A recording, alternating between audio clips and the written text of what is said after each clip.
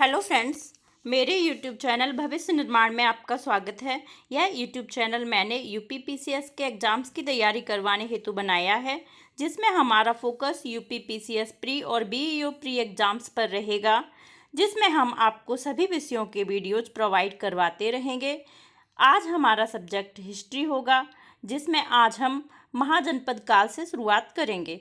अगर वीडियो अच्छा लगे तो please like and subscribe. Let's start the topic. तो आज हम पढ़ेंगे महाजनपद काल के बारे में। यह महाजनपद काल 6ठी शताब्दी ईसा पूर्व में शुरू हुआ था। इसी को द्वितीय नगरीय क्रांति भी कहा जाता है। इसी महाजनपद काल को द्वितीय नगरीय क्रांति कहा जाता है। और द्वितीय नगरीय क्रांति इसको कहा जाता है, इसका मतलब पहली भी नगरीय क्रांति होगी कोई। तो पहली नगरीय क्रांति कौन सी होगी? हड़प्पा सभ्यता। तो चूंकि ये नगरीय क्रांति क्यों कहा जाता है, क्योंकि इस काल में क्या हुआ था कि वैदिक काल में जो नगर थे वो छोटे छोटे थे, या जो जनपद थे या राज्य थे वो छोटे छोटे थे।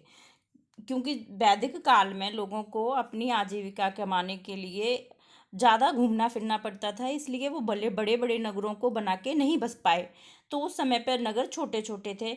लेकिन 6वीं शताब्दी ईसा पूर्व तक आते आते लोहे की खोज हो चुकी थी और अर्थव्यवस्था अच्छी हो गई थी। इसी अच्छी अर्थव्यवस्था के कारण क्या हुआ कि लोगों को अपनी आजीविका कमाने के लिए ज़्यादा भटकना नहीं पड़ रहा था, और इस वजह से उन्होंने बड़े बड़े नगरों का निर्माण कर पाया। बड़े राज्यों का या बड़े नगरों का निर्माण कर पाया, और इन्हीं बड़े नगरों को या बड़े राज्यों को महाजनपद कहा गया। इनकी संख्या 16 बताई गई है। इन महाजनपदों की संख्या कितनी बताई गई है? 16। और इनकी शुरुआत कब हुई थी? 6वीं शताब्दी ईसा पूर्व। इसी 6ठी शताब्दी ईसा पूर्व जब महाजनपदों के बनने की शुरुआत हुई थी, उसी को हम क्या कहते हैं? द्वितीय नगरीय क्रांति। और पहली नगरीय क्रांति क्या है? हड़प्पा सभ्यता। क्योंकि वो हड़प्पा सभ्यता भी नगरों में बसी हुई सभ्यता थी, जबकि वैदिक कालीन सभ्यता ग्रामीण सभ्यता थी, और इसमें जो नगर थे या राज्य थे वो छोटे छोटे थे। और महाजनपद काल आते ही आते ये राज्य क्या हो गए? बड़े बड़े राज्यों के रूप में संगठित होने लग गए। और इन्हीं बड़े बड़े राज्यों को हमने महाजनपद कहा। इन महाजनपदों की 16 संख्या पाई जाती है, जो कि भिन्न भिन्न ग्रंथों से हमें पता चली है। इनमें दो बौद्ध ग्रंथ हैं, अंगुत्तर निकाय और महावस्तु, और एक जैन ग्रंथ है भगवती सूत्र। ये जो अंगुत्तर निकाय के ऊपर प्रश्न आरएएस में अंगुत्तर निकाय के ऊपर आरएएस में प्रश्न भी पूछा गया था। ये जो 16 महाजनपद हैं अंगुत्तर निकाय के अनुसार वो है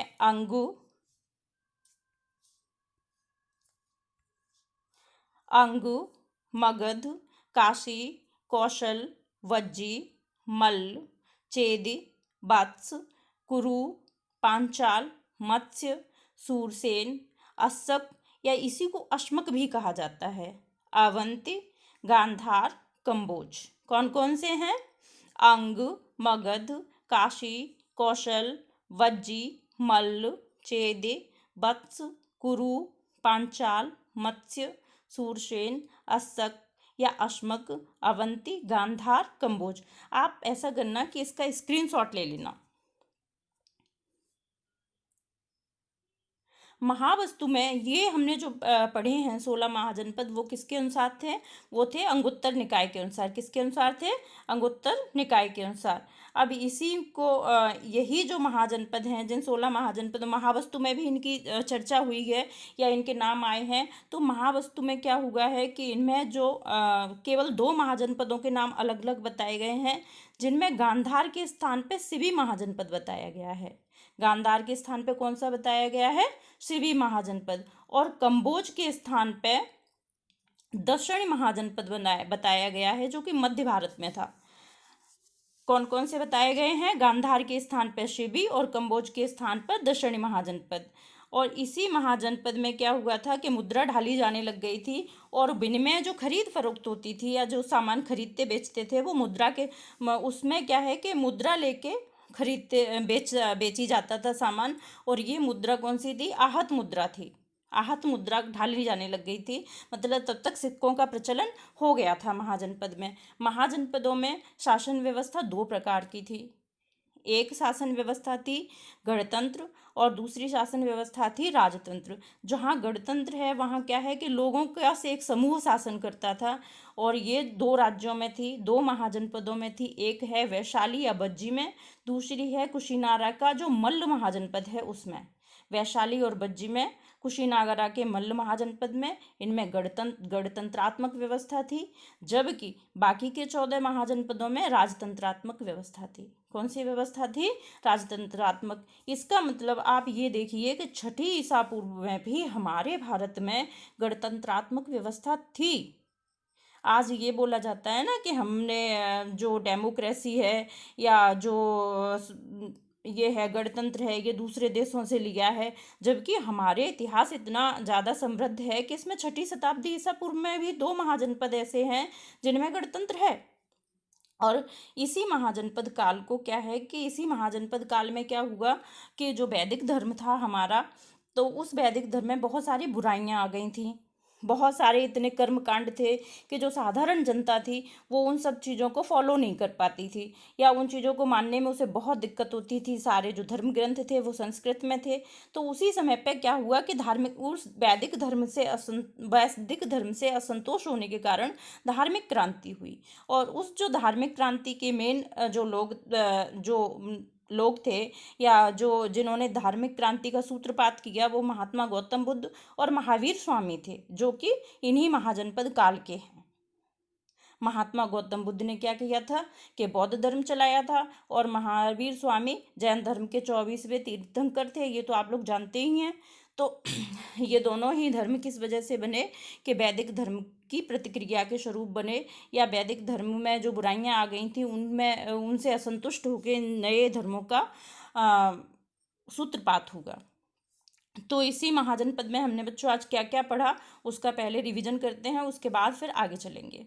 महाजनपद काल में हमने पढ़ा कि छठी शताब्दी ईसा पूर्व में द्वितीय नगरीय क्रांति के रूप में इनकी शुरुआत हुई। और वैदिक काल में क्या था कि जनपद छोटे छोटे थे। जनपद काल में क्या आ गया कि जो ये राज्य थे वो बड़े बड़े होने लग गए, और इन्हीं बड़े राज्यों को महाजनपद कहा गया। और ये बड़े राज्य किस वजह से, इनकी जो मेन बात थी वो किस वजह से बने थे? लोहे की खोज की वजह से, अच्छी अर्थव्यवस्था होने से। यही जो बड़े राज्य हैं वो महाजनपद कहलाए। इन महाजनपदों की संख्या कितनी थी? 16। और इनका वर्णन हमें कहाँ मिलता है? बौद्ध ग्रंथ अंगुत्तर निकाय और महावस्तु में, जैन ग्रंथ भगवती सूत्र में। अंगुत्तर निकाय के अनुसार मैंने आपको 16 महाजनपद बताए थे, देख लेना आप लोग। और महावस्तु में क्या था कि जो अंगुत्तर निकाय में महाजनपद हैं उनसे दो अलग हैं। गांधार के स्थान पे वहाँ सिवी महाजनपद है, और कंबोज के स्थान पे दक्षिणी महाजनपद है। महाजनपद काल में विनिमय प्रणाली आहत मुद्रा से होती थी। दो प्रकार की शासन व्यवस्था थी। 14 महाजनपद में राजतंत्र था, जबकि दो महाजनपदों में गणतंत्र था। और ये जो दो महाजनपद हैं वो हैं वैशाली और बज्जी। वैशाली या वज्जी ये दोनों एक का ही नाम है। और कुशीनारा का मल्ल महाजनपद। इसी काल में धार्मिक क्रांति हुई। धार्मिक क्रांति में जो बड़ा हाथ था वो किसका था? महात्मा गौतम बुद्ध का और महावीर स्वामी का।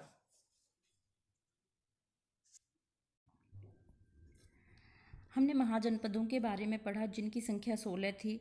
इनमें से जो मगध महाजनपद है वो सबसे शक्तिशाली था उस समय पे। उसके बारे में हम विस्तार से चर्चा करेंगे।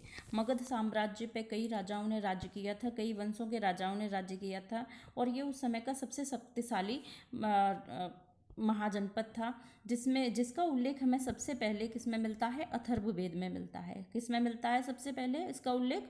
अथर्ववेद में। और ये जो मगध साम्राज्य है वो गंगा, सोन, चंपा नदियों के मध्य में स्थित था, तथा इसके दक्षिण में विंध्याचल पर्वत था। वर्तमान में ये पटना एवं गया क्षेत्र में गया वाला जो क्षेत्र है वो मगध महाजनपद वाला क्षेत्र है। वर्तमान में जो पटना और गया का क्षेत्र है उसी जगह पे मगध साम्राज्य स्थित था। ये इसमें क्या है कि ये तीन ओर से नदियों से और एक ओर से विंध्याचल पर्वत से घिरा होने के कारण ये काफ़ी सुरक्षित था। तो बाहर से जो शत्रु थे उन्हें आक्रमण करने में यहाँ दिक्कत होती थी। इसके उत्तर की दिशा में गंगा नदी थी। कौन सी नदी थी? गंगा नदी। और इसके पूर्व में चंपा नदी थी और इसके पश्चिम में सोन नदी स्थित थी और दक्षिण में विंध्याचल पर्वत स्थित था। कौन सा पर्वत स्थित था? विंध्याचल। और चूंकि ये चारों ओर से घिरा हुआ था, इसी वजह से इस पे बाहरी आक्रमण करने में बाहरी आक्रांताओं को दिक्कत होती थी। इसी कारण ये इतना समृद्ध और इतना शक्तिशाली बन पाया। इसमें क्या है कि मगध जनपद पे कई वंशों ने शासन किया है, जिनमें सबसे प्रारंभ में जो हमें जानकारी मिलती है वो ये मिलती है कि भद्रथ नाम के राजा ने बृहद्रथ वंश की स्थापना की थी। बृहद्रथ नाम के राजा ने बृहद्रथ वंश की स्थापना की थी। तो मगध की सबसे पहले हमें जानकारी कहाँ मिलती है? सबसे पहला उल्लेख हमें कहाँ मिलता है? अथर्ववेद में। वर्तमान में ये कौन सी जगह, ये कौन से क्षेत्र हैं जहाँ पे महाजनपद मगध था? वो हैं पटना और गया। और ये तीन ओर से नदियों से और एक ओर से विंध्याचल पर्वत से घिरा हुआ था। अब हम आगे पढ़ेंगे एक प्रमुख वंश के बारे में, जिसका जो है हर्यक वंश। एक जहाँ से जो शुरुआत का प्रमुख वंश है जिसने मगध पर राज किया है वो है हर्यक वंश। हर्यक वंश का माना जाता है कि ये 544 ईसा पूर्व से 412 ईसा पूर्व तक इन्होंने मगध पे शासन किया है। इसका जो पहला प्रतापी शासक है वो है बिंबिसार, जो 500 जिसने हर्यक वंश की स्थापना की। हर्यक वंश की स्थापना की बिंबिसार ने, जिसका शासनकाल 544 ईसा पूर्व से 492 ईसा पूर्व तक का माना जाता है, जो एक बहुत प्रतापी शासक था। और इसने अपनी राजधानी राजगृह को बनाया था। किसको बनाया था? राजगृह को। भगवान गौतम बुद्ध और महावीर स्वामी ये दोनों ही इनके समकालीन थे। महावीर स्वामी और गौतम बुद्ध ये दोनों ही बिंबिसार के समकालीन थे। चूँकि बिंबिसार प्रारंभिक राजा है और इसने अपने हर्यक वंश की स्थापना की है, तो ये उस समय पे अपने राज्य को अधिक से अधिक शक्तिशाली बनाना चाहता था। और अधिक से अधिक शक्तिशाली बनाने के लिए इसने अपने आसपास के राजाओं से मित्रता की। उन राजाओं के परिवार में वैवाहिक संबंध स्थापित किए तथा कुछ पे आक्रमण किए। तो इन्होंने चूंकि जो इनके आसपास के शक्तिशाली राजा थे उनके परिवार से वैवाहिक संबंध स्थापित करने से इनको अपने राज्य को शक्तिशाली बनाने में काफ़ी मदद मिली। तो इसी क्रम में इन्होंने क्या किया था कि लिच्छवी राजकुमारी जो चेलना थी, उस समय पे लिच्छवी राजवंश काफ़ी शक्तिशाली राजवंश था। तो लिच्छवी राजकुमारी जो चेलना थी उससे विवाह किया, जो कि चेटक की पुत्री थी।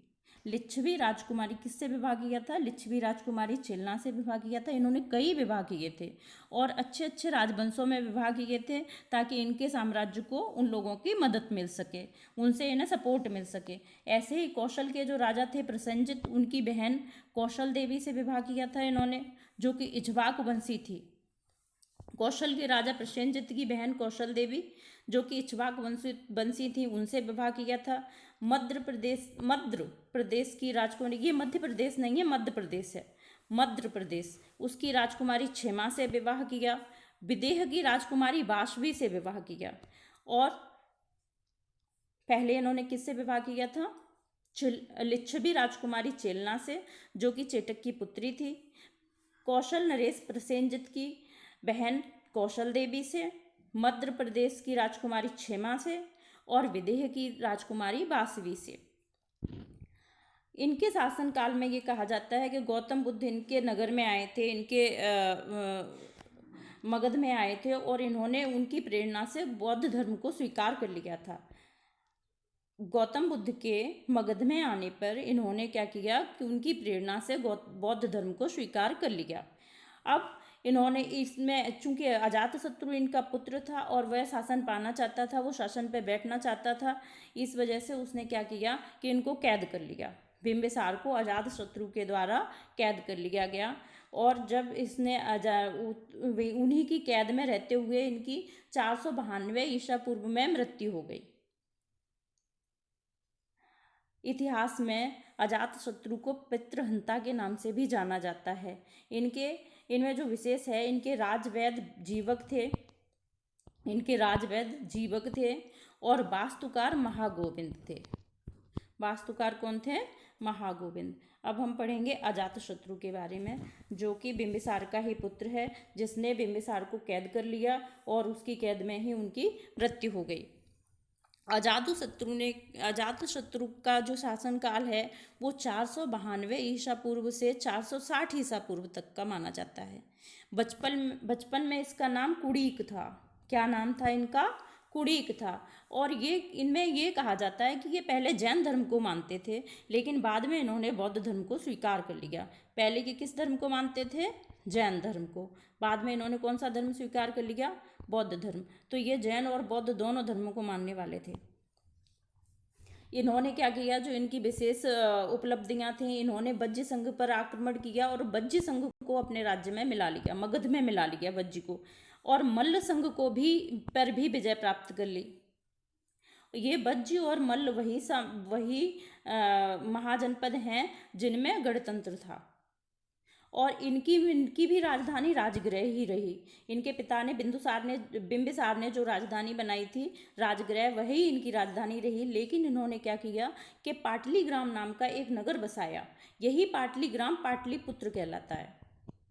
पाटलीग्राम नाम का नगर बसाया और इसी पाटलीग्राम का नाम पाटलिपुत्र था। लेकिन इन्होंने राजधानी नहीं बनाई, राजधानी इसकी राजगृह ही रही। और इसने भी कौशल के राजा प्रसेनजित की पुत्री वाजरा से विवाह किया। कौशल के राजा प्रसेनजित की पुत्री वाजरा से विवाह किया। और चूंकि ये बौद्ध धर्म को मानने वाला था, तो भरहुत का जो स्तूप है वहाँ पे लिखा हुआ है अजातशत्रु भगवतो वंदिते। अजातशत्रु भगवतो वंदते। तो यहाँ से भी ये प्रमाण मिलता है कि अजातशत्रु बौद्ध धर्म का अनुयायी था। अब इसने क्या किया कि इसने एक बौद्ध संगीति भी करवाई है। प्रथम बौद्ध संगीति, सबसे पहले कितनी बौद्ध संगीतियाँ हुई हैं? 4।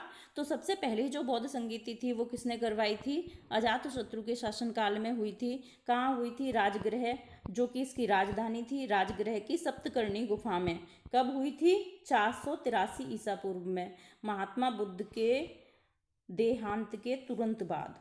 महात्मा बुद्ध के महापरिनिर्वाण के तुरंत बाद ही राजगृह में सप्तकर्णी गुफा में प्रथम बौद्ध संगीति करवाई। किसने? अजातशत्रु ने। अजातशत्रु को पितृहंता कहा गया है क्योंकि इसने बिंबिसार को कैद कर लिया था और उसी में उनकी मृत्यु हो गई थी। ये भी कहा जाता है कि उन्होंने बिंबिसार को मार दिया था। और इसका पुत्र उदयन था।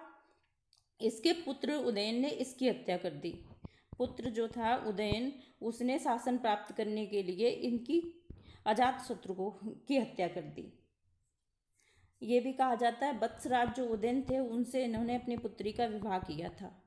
जो वत्स के राजा थे उदयन, उनसे अपनी पुत्री का विवाह किया था। ये उदयन और उदायन दोनों अलग अलग हैं। ये इनका पुत्री का विवाह इन्होंने उदयन से किया था, और उदायन जो है वो इनका खुद का पुत्र है जिसने इनकी हत्या कर दी। अब हम पढ़ेंगे उदयन के बारे में, जो इसके बाद में शासन पे बैठता है अपने पिता की हत्या करके। उदयन का जो शासनकाल है वो 460 ईसा पूर्व से 744 ईसा पूर्व का माना जाता है। इन्होंने क्या किया कि जो इसके पिता ने राजधानी बसाई थी, जो नगर बसाया था, क्या बसाया था? नगर, पाटलिपुत्र या पाटलीग्राम, उसी को इन्होंने क्या किया कि राजधानी बनाया। तो सबसे पहले पाटलिपुत्र को राजधानी किसने बनाया? उदयन ने, जो किसका पुत्र था? अजातशत्रु का। ये कहा जाता है कि ये जैन धर्म का अनुयायी था। इसकी माता का नाम पद्मावती था। इतना ही इसके बारे में काफ़ी हर्यक वंश के बारे में इतनी जानकारी काफ़ी हो जाती है। अब हम इसका रिवीजन करेंगे। तो देखिए हर्यक वंश की शुरुआत कहाँ से बताई है, 544 ईसा पूर्व से 412 ईसा पूर्व तक का इसका समय काल है, जिसमें पहला शासक है बिंबिसार, जिसने इस वंश की स्थापना की और इनकी राजधानी कहाँ रही, राजगृह में। और ये महात्मा बुद्ध और महावीर स्वामी दोनों के समकालीन थे। इन्होंने अपने राज्य को मजबूत करने के लिए विभिन्न विवाह संबंध किए, जिसमें लिच्छवी राजकुमारी चेलना से इन्होंने विवाह किया था। कौशल के जो राजा थे प्रसेनजित, उनकी बहन कौशल देवी से विवाह किया था। मध्य प्रदेश की राजकुमारी क्षेमा से विवाह किया था। और गौतम बुद्ध जब इनके राज्य में आए थे तो इन्होंने बौद्ध धर्म स्वीकार कर लिया था। अजातशत्रु के द्वारा इनको कैद कर लिया गया तथा 492 ईस्वी में इनकी मृत्यु हो गई। इनके राज्य वैद्य जीवक थे और वास्तुकार महागोविंद थे। अब इनकी मृत्यु के बाद इनके पुत्र अजातशत्रु गद्दी पे बैठा, जिसका 492 से लेकर 460 ईसा पूर्व तक का शासनकाल है। इसके बचपन का नाम कुड़ीक था।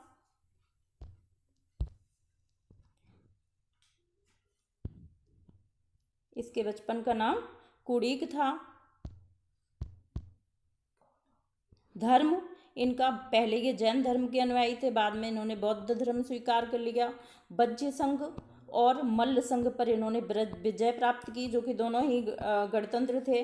राजधानी इसकी राजगृह ही रही, जबकि इसने पाटलिपुत्र नाम का नगर बसाया। राजा प्रसेनजित की पुत्री बाजरा से इन्होंने विवाह किया। राजा प्रसेनजित की पुत्री बाजरा से इन्होंने विवाह किया।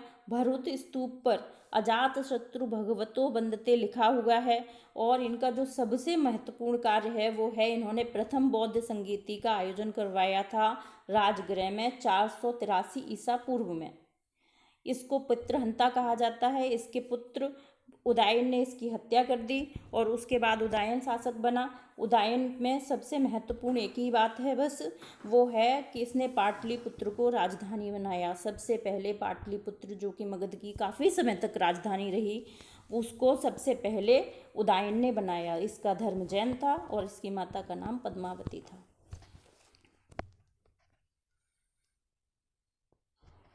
बाद में इनके और भी शासक हुए हैं जो बहुत कमज़ोर थे, जिनके बारे में हम जैसे हुए हैं अनिरुद्ध है, मुंडक है, नागदशक है। नागदशक को मार के फिर आगे शिशुनाग वंश की स्थापना की है शिशुनाग ने।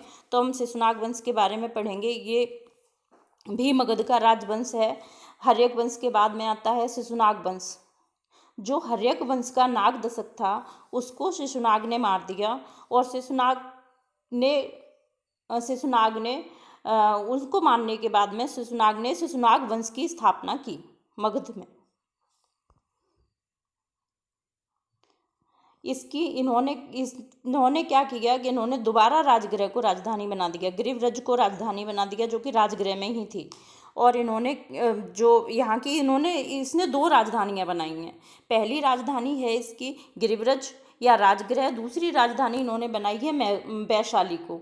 कौन सी राजधानी बनाई है इन्होंने? वैशाली को अपनी राजधानी बनाया। तो इसने 2 राजधानियां बनाई। एक तो इसने पाटलिपुत्र, जो कि उदयन ने राजधानी पाटलिपुत्र बना दिया था, उसको दोबारा इसने क्या किया कि राजगृह में ही ये राजधानी दोबारा ले आया। और इसने अपने राज्य की दूसरी राजधानी वैशाली को बनाया। किसको बनाया? वैशाली को बनाया। इसने भी, ये एक योद्धा था। इसने क्या किया कि अवंती पे, वत्स पे, कौशल इत्यादि राज्यों पर इसने विजय प्राप्त की। इसके बारे में एक ही मेन जो विशेष पॉइंट है वो ये है कि इम्पोर्टेंट पॉइंट है कि इसने पुनः राजगृह को राजधानी बनाया। दूसरा, इसने वैशाली को अपनी द्वितीय राजधानी बनाया। और इसने शिशुनाग वंश की स्थापना की। शिशुनाग वंश की स्थापना किसने की? शिशुनाग ने। किसको मार के की? नागदशक को। अब इसके बाद में दूसरा शासक आता है कालाशोक, जिसे पुराणों में काकवर्ण भी कहा जाता है। कालाशोक को पुराणों में काकवर्ण भी कहा गया है। इसने पुनः पाटलिपुत्र को राजधानी बना दिया। पाटलिपुत्र को पुनः राजधानी बना दिया कालाशोक ने। जिस राजधानी को शिशुनाग ने पाटलिपुत्र से, जिस राजधानी को वो दोबारा राजगृह लेके आए थे, उसी राजधानी को दोबारा उसने पाटलिपुत्र पहुंचा दिया। किसने पहुंचा दिया? कालाशोक ने। और इसको पुराणों में क्या कहा गया है, काकवर्ण कहा गया है। और इसने वैशाली में द्वितीय बौद्ध संगीति करवाई, जो कि बहुत मोस्ट इम्पोर्टेंट चीज़ है। इसने वैशाली में द्वितीय बौद्ध संगीति का आयोजन करवाया। तो थैंक यू। आगे का जो लेसन है वो मैं, चूँकि वीडियो काफ़ी बड़ा हो रहा है तो इस वजह से जो आगे का लेसन है वो अगले वीडियो में, अगले पार्ट में लेके आएंगे। अभी ये इतना ही लेसन काफ़ी है। धन्यवाद।